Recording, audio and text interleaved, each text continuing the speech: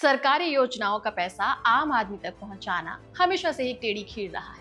कई बार तो लोग ये तक नहीं जानते कि उनके लिए कौन कौन सी स्कीम्स हैं, और अगर पता चल भी जाए तो एप्लीकेशन भरने का झंझट ऐसा कि लोग थक कर ही बैठ जाते हैं।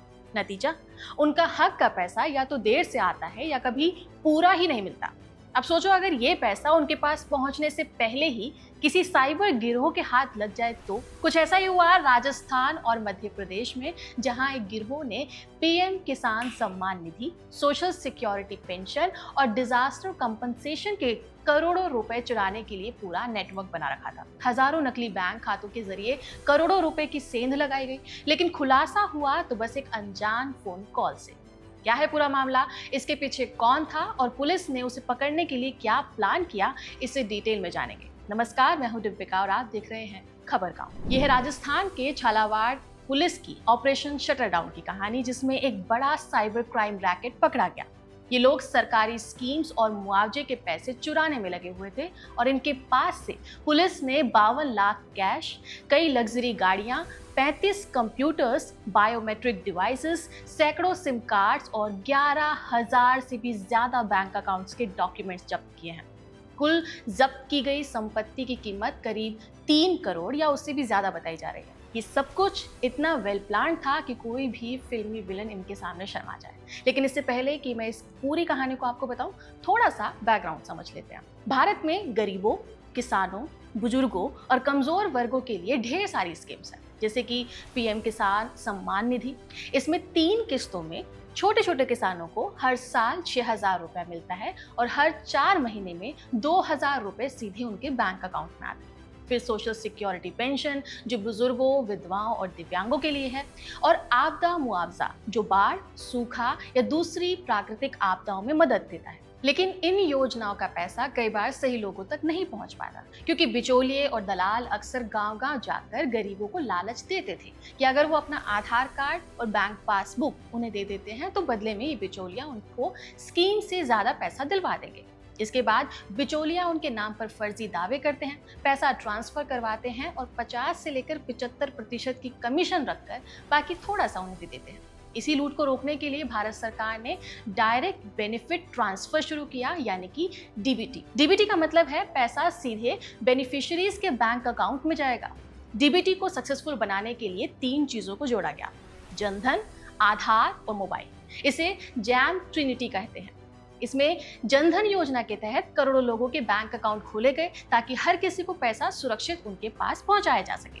आधार के जरिए एक और यूनिक पहचान दी गई ताकि फर्जी दावे ना हो सके, और मोबाइल के जरिए लोग अपने अकाउंट की जानकारी, ट्रांजैक्शंस और स्कीम की अपडेट सीधे देख सके। लेकिन शातिर लोगों ने इस सिस्टम को भी चकमा दे दिया। ये सब कैसे हुआ ये तो समझेंगे ही, लेकिन ये सब कैसे पकड़ा गया, ये कहानी काफी इंटरेस्टिंग है। राजस्थान का एक छोटा सा जिला है झालावाड़, जहाँ कुछ समय से साइबर क्राइम के केसेस बढ़ रहे थे। वहां के पुलिस सुपरिटेंडेंट अमित कुमार बुदानिया ने देखा कि लोग डर के मारे साइबर फ्रॉड की शिकायत नहीं कर रहे, इसलिए उन्होंने एक टोल फ्री नंबर लॉन्च किया। ये नंबर सीधे झालावाड़ पुलिस हेडक्वार्टर से जुड़ा था। लोगों को वादा किया गया कि जो भी जानकारी देगा उसकी पहचान को 100% कॉन्फिडेंशियल रखा जाएगा। ये कदम इसलिए जरूरी था क्योंकि साइबर क्रिमिनल्स लोकल्स लोगों का इस्तेमाल करते हैं और लोग डर के मारे उनके खिलाफ कभी भी कोई कंप्लेंट नहीं करते थे। अब कहानी में ट्विस्ट आया।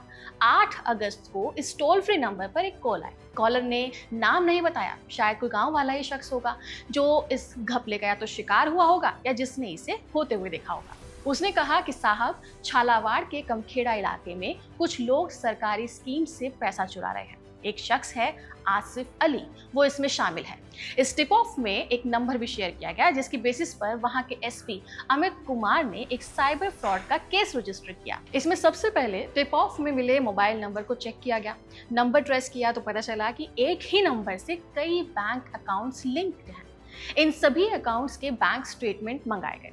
पता चला कि इन अकाउंट्स में ट्रेजरी से पैसा आ रहा है, यानी कि सरकारी स्कीम से यहाँ पर पैसा पहुंच रहा था। लेकिन जैसे ही पैसा आता वैसे ही फटाफट कैश निकाल लिया जाता था। पैसा आते ही तुरंत निकाल लेने से ये समझ में आ गया कि ये फ्रॉड का पैटर्न है। जांच के लिए मनोहर थाना और डांगीपुरा जैसे रिमोट विलेजेस में जाया गया। लोगों से बात करने पर बुजुर्ग ने बताया कि एक आदमी उनके पास आया था जिसका कहना था कि वो उनकी पेंशन बढ़ा देगा। ऐसा सुनने के बाद उस बुजुर्ग ने अपना आधार कार्ड और पासबुक उसे दे दिया और बदले में उसे 2000 रुपए मिले। कुछ और लोगों से भी बात की, किसी ने बताया कि उन्हें 500 रुपए मिले तो किसी ने बताया कि उन्हें 1000 रुपए मिले।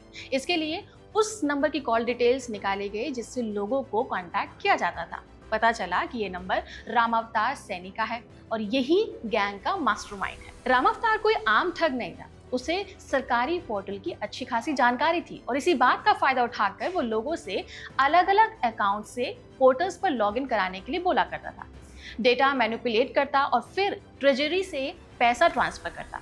इस काम के लिए उनका साथ देने के लिए कम से कम 30 से भी ज्यादा लोग गैंग में शामिल होते और बदले में रामावतार उन्हें 50 to 75% का कमीशन देता। अब सवाल ये है कि पीड़ितों को इसका पता कैसे चला। असल में जब उनके बैंक अकाउंट से स्कीम का पैसा निकल चुका होता तो रिकॉर्ड में ऐसा दिखता कि जैसे पैसा उसी व्यक्ति ने खुद निकाला हो या किसी सरकारी स्कीम के तहत लोन लिया हो। कुछ महीनों बाद जब बैंक नोटिस भेजता तो लोगों को समझ में आता कि उनके नाम पर कोई बड़ा खेल खेल चुका है। पुलिस ने सबूत जुटाए, लेकिन रामावतार जैसे शातिर लोग आसानी से पकड़े नहीं जाते, इसलिए सर्विलांस शुरू किया गया, यानी कि उस पर नजर रखना शुरू हुआ। अगस्त से अक्टूबर के बीच करीब 2 महीने पुलिस ने रामावतार के घर, ऑफिस और हर एक मूवमेंट पे नजर रखी। आसिफ अली, परमानंद मीणा और बाकी गैंग के लोगों को भी ट्रैक किया गया। जीपीएस ट्रैकर, कॉल रिकॉर्ड्स और सोशल मीडिया तक चेक किए गए। पता चला कि पूरा गिरोह राजस्थान और मध्य प्रदेश के 30 लोकेशंस में काम कर रहा है, इसलिए 70 पुलिस टीम्स बनाई गई।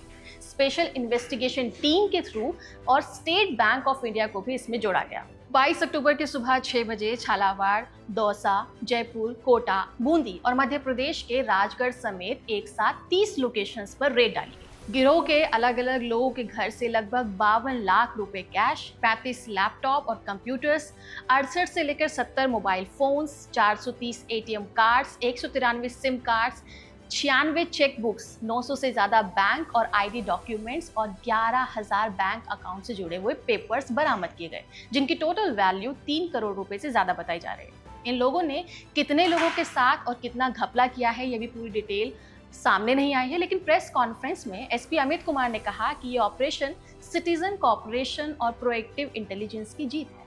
लेकिन जिस लूप होल को बंद करने के लिए सरकार ने एक नई ट्रिनिटरी और डीबीटी सिस्टम को लेकर आने का प्लान किया, उसी सिस्टम को इन शातिर ठगों ने अपने फायदे के लिए घुमा दिया।